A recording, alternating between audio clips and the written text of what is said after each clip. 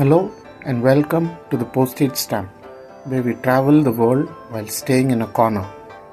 This is an audio-only podcast where you can imagine what happens as we speak of mundane experiences from around the world. Listen to it as you do your chores or as you fall asleep. Today I am heading to New Beach in Chennai, India. It is frequented by locals out for their morning or evening exercise. It doesn't have the recognition of the more popular Marina Beach. It is 5:30 p.m. as I step out onto a tarred road. I close the gate behind me and turn left. A cow is munching on something by the side of the road. I walk past her and on my right is a provision store. A lady dressed in a purple sari is buying eggs. It is too dark inside the store, so I cannot see the shopkeeper inside, though I know she's in there, wrapping the eggs in a newspaper cone. Next to the provision store is a barber shop. The barber waits outside on the footpath, awaiting his next client. He has a huge mustache that covers most of his face, neatly trimmed and shaped. His entire forehead is covered in sandalwood paste with a vermilion dot at the center.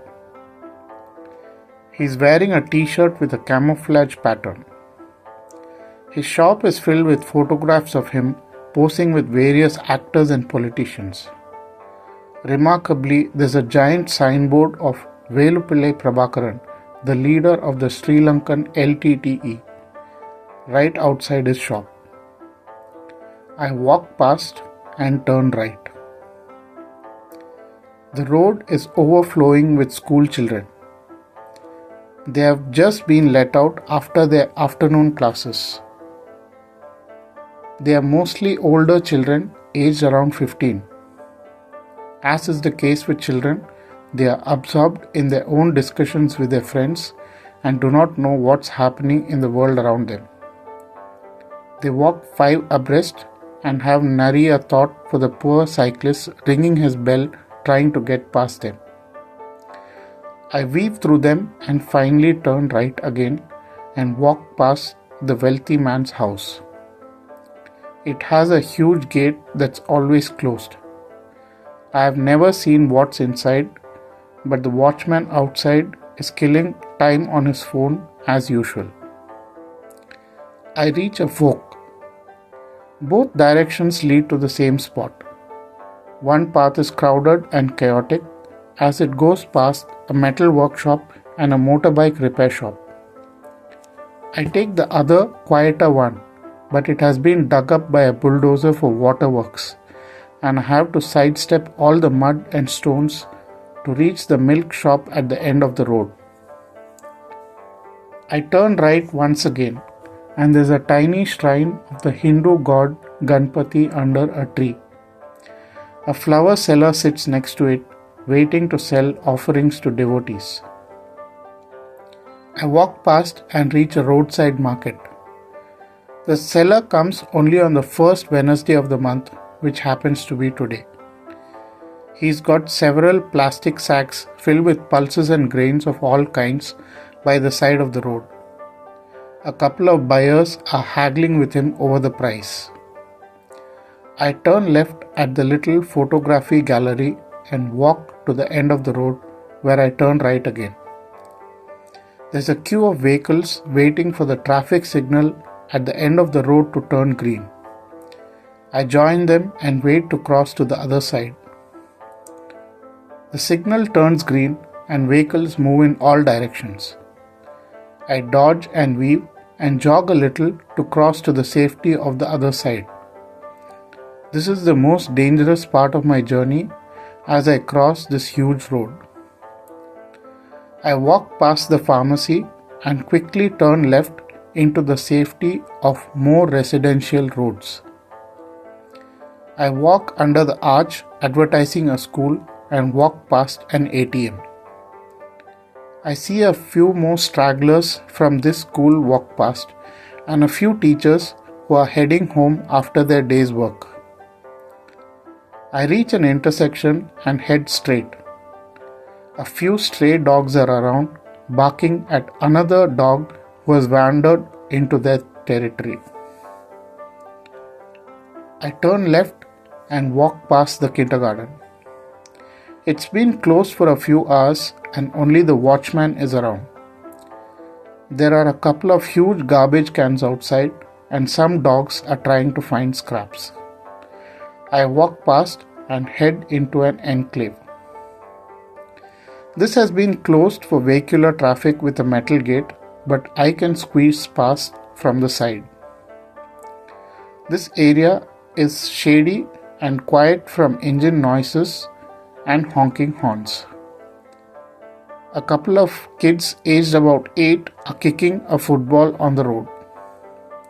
The road forks again.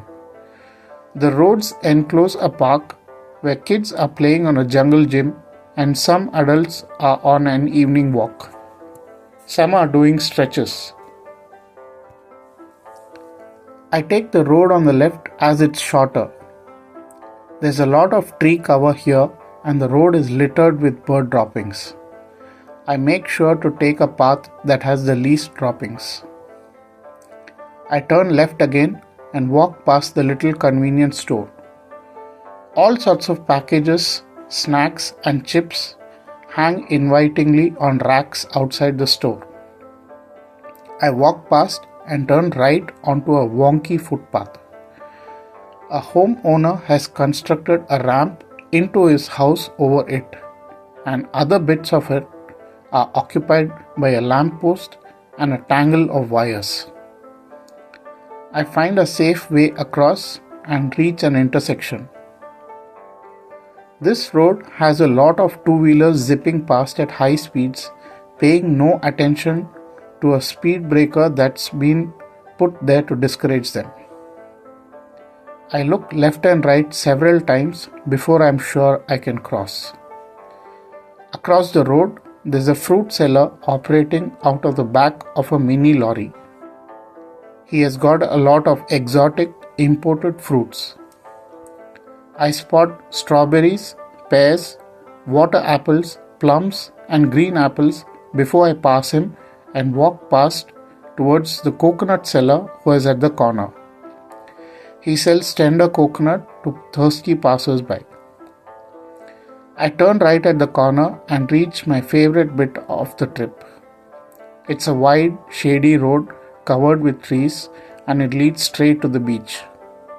A lot of rich people have set up houses on this road, as is evidenced by huge mansions with large gates.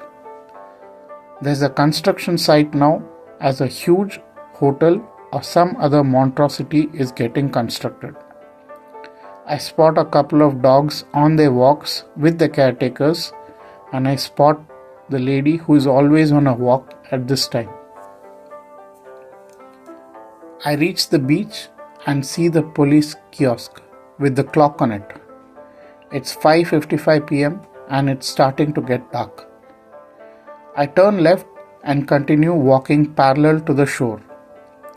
Soon I'm at the food street, a street full of vendors selling snacks and drinks. But I walk past and walk to the end of the road. There's a public toilet here, but I turn around and continue walking the way I just came, past the police kiosk and on to the other side of the road, which continues parallel to the shore. It's dark now and the street lights have come on. I walk past the little shed where senior citizens sit and gossip after their walk. I walk past the lady who sells corn roasted on a charcoal fire from a hand cart. I can smell the corn, and though I want some, I walk past her. There are a couple of people who are walking in a little enclosure that has a figure of 8 path on it. The path has pebbles on it, and walking barefoot is supposed to improve blood circulation in your feet. I walk past the little shrubs planted by the city authorities at frequent intervals. They are hardy plants that can survive the salty breeze. The road narrows and I dodge some more potholes. I walk past the lady on the bench who always comes with her two dogs at this time. The dogs ride on a motorbike and enjoy the evening beach air. Now on my right, the mini football field comes up. Inside are several school children, aged about 10, furiously fighting over the ball, engrossed in the game. A coach shouts out instructions. Outside, there's a row of two-wheelers parked haphazardly, parents of the children waiting to pick them up from the game. I spot another regular, a young man of about 20 who has Down syndrome. He walks with his sister deep in conversation. I'm coming up to a newly created area, a part of the beach that has been reclaimed with concrete to allow vendors to set up shop. A few vendors selling ice cream, snacks and other street food have their carts here. It isn't late enough for a meal, so there are only a few people hanging around the stalls.